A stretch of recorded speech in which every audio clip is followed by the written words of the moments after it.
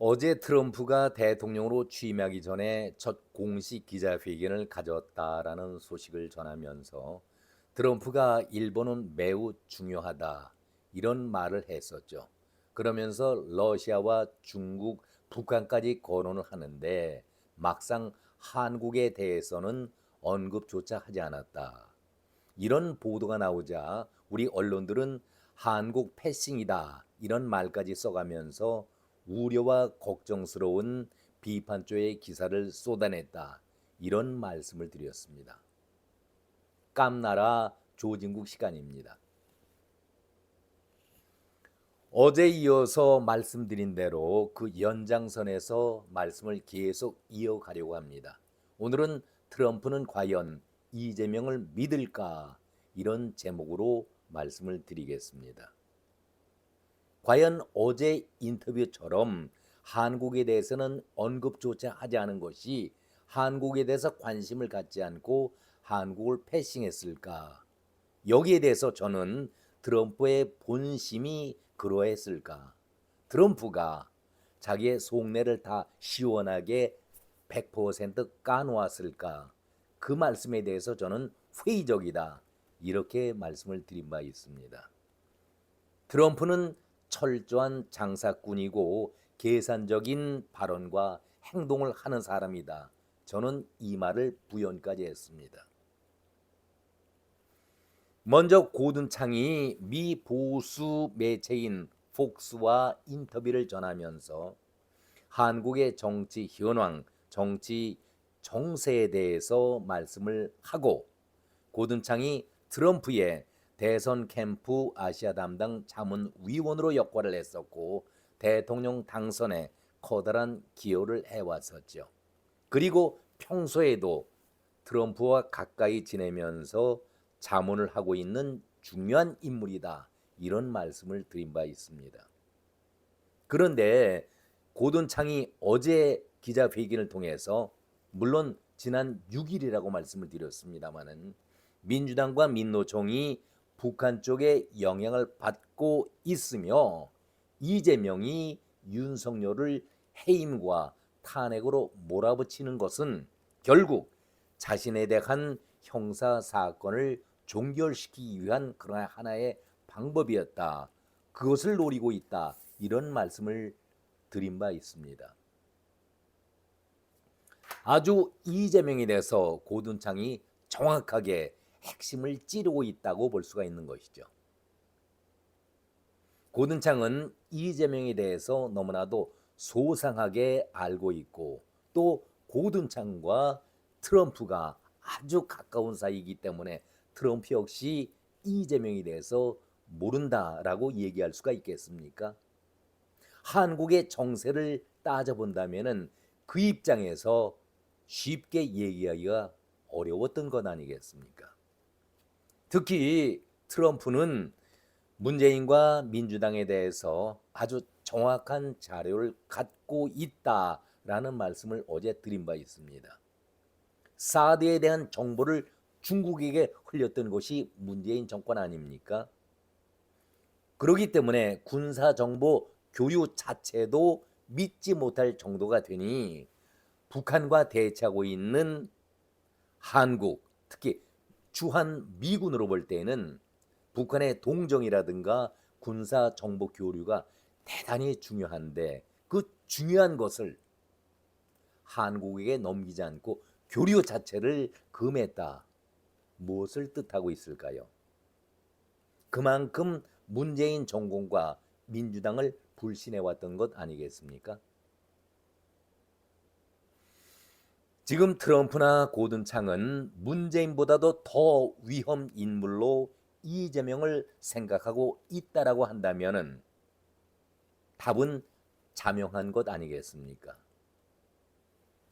고든창이 이재명이 집권을 하게 되면은 대한민국에 대한 추가적인 북한의 침투를 허용할 것이 분명하다. 이렇게 지적을 하고 있습니다. 어제도 말씀을 드렸듯이 대한민국의 윤석열 정부가 중국과 북한에 대해서 강경한 입장을 취했기 때문에 윤석열을 탄핵시키려 하고 있다라고 고든창은 보고 있는 것입니다. 윤석열 정권이 무너지면은 붕괴가 된다라고 하면은 대한민국은 더 이상 자유 진영에 남아 있을 수 없다. 고든창이 한 말을 어제 제가 인용을 한 바 있습니다. 고든창의 주장이 바로 트럼프의 주장과 일맥상통한다. 그 말씀을 전해드리면서 이렇게 말씀을 드렸습니다. 지금 우리나라는 대단히 위태로운 국군이다. 국가 운명을 맡고 있다. 조국 당의 김준형이라는 자가 어떤 자입니까? 문재인 정권 시절에 국립외교원 원장을 지낸 자인데 외교 핵심 부서 외교관을 키우고 연수시키는 국립외교원 원장의 직책을 맡았던 자인데 작년 부산 엑스포 유치 사건 때에 비밀 문건을 유출해 가면서 이것을 공개했을 때에 커다란 파장이 일어난 바 있었죠. 그래서 조태열 외무부 장관이 이건 비밀 외교 문서인데 어떻게 입수를 했느냐, 그리고 공개를 왜 하느냐 이렇게 따지자 입수 경위에 대해서는 밝히지 못하고 사과 자체도 하지 않았었지요. 그리고 이번에 이어서 탄핵과 관련해서 비상계엄 이후에 미국 정부는 한국 정부를 대화의 상대로 보지 않는다. 대단히 이거 중요한 그런 발언을 했습니다. 미국 정부가 한국 정부를 대화의 상대로 여기지 않고 있다. 내년 경주 에이펙이 열리는데 윤석열 대통령이 있다고 한다면 미국과 영국 그리고 캐나다, 호주, 뉴질랜드 등 5개 국가는 보이콧을 결정했다. 어마무시한 그런 얘기를 이 김준형 조국 당의 의원이 얘기를 했습니다. 나중에 사실 무근으로 밝혀졌죠. 미국 대사관도 정식으로 그런 사실이 없다. 사실과 다르다. 강하게 부정을 했고요. 여기에 대해서 김준형이라는 자는 의원 배지를 달고 이런 반구의 사과라든가 해명조차 하지 않은 뻔뻔함을 보이고 있지 않겠습니까? 이것이 문재인 정권에서 외교 핵심 부서를 맡았던 김준형입니다. 그것이 조국 당에 있는 의원입니다. 민주당의 김병준은 또 어떻습니까? 별 넷을 단 사성 장군 출신인데 벙커라는 것이 얼마나 중요한 부서입니까? 벙커가 무엇을 하는 곳인지, 벙커 시설의 내부, 위치, 규모 등을 갖다 까발리고 있는데 이거 정신이 온바른 자입니까? 사성장군 출신, 이거 맞는 얘기입니까? 벙커라는 것이 국가 위기 때에 지휘소 역할하는 핵심 부서인데 그 안에 들어가면은 수백 메타 정도 지하까지 들어가고 어떠한 핵 공격도 견뎌낼 수 있고 수천 명이 동시에 지낼 수 있고 몇 달 동안 활동할 수 있다. 이런 세세한 내용까지 다 까발리고 있는 자가 바로 김병주 아니겠습니까? 이 자가 대한민국의 국군입니까? 아니면은 북한에서 군 생활했던 자입니까? 벙커 얘기로 끝났던 것이 아니죠. 엊그제에는 정보사의 HID 기능까지 까발렸습니다. 정신 나간 자의 발언이라고 하기에는 너무나도 선을 넘어가는 위험한 자 아니겠습니까? 그런데 이것을 미국 정보 당국자라든가 정부가 그냥 보고만 있겠습니까? 도저히 제정신으로는 할 수가 없는 발언을 쏟아내고 있는데 공개리에 이것을 밝힌다? 있을 수 없는 얘기죠. 특히 벙커나 정보사의 기능, 그 가운데서도 HID 기능에 대해서는 사성 장군이 아니라 전문가가 아니면은 근접할 수가 없는 그런 부서입니다. 기능입니다.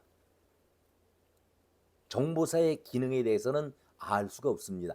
귀동냥으로 들었을지는 모르겠지만 특히 전 분야인 HID 기능은 구경도 해보지 못했을 그런 자인데 저는 단언할 수가 있습니다.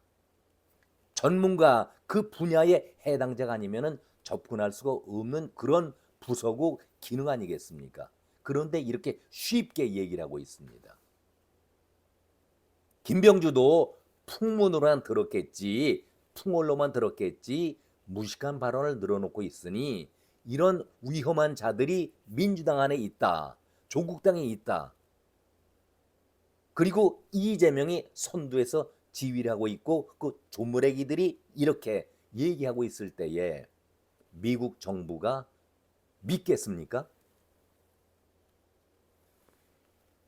미국은 어제 말씀드린 대로 하노이 비핵화 회담에서 북한 핵의 상징인 영번 시설을 없애겠다라고 김정은이 아주 자랑스럽게 얘기를 하자 트럼프가 반색을 했었죠. 그것 말고 알려지지 않은 곳 10군데를 언급하게 되자 김정은이 손발 다 들고 깜짝 놀랐다는 거 아니겠습니까?